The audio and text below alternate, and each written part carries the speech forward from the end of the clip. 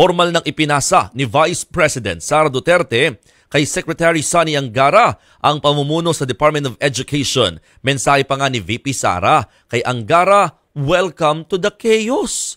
Aminado si VP Sara na may panghihinayang siya sa pag-alis sa DepEd. Napamahal na raw kasi sa kanya mga tao rito. Gusto rin daw sana niyang matapos noon ang lahat ng mga deliverable para sa DepEd ng administrasyon, pero si Angara ang sasalo ng mga nakabinbing programa ng DepEd gaya ng Matatag Center, Revised Senior High School Curriculum at pagdadagdag ng benepisyo para sa mga guro. Hanggang ngayon, palaisipan ang rason ni VP Sara sa pagkalas niya sa gabinete ng Administrasyong Marcos Jr. Sabi niya, mahaba raw ang kwento niyan. Tinanong din ng bise kung may kinalaman ba rito si First Lady Liza Araneta Marcos. Ang sagot niya, hindi. Matatandang sinabi noon ni First Lady Liza na bad shot na sa kanya si Sara.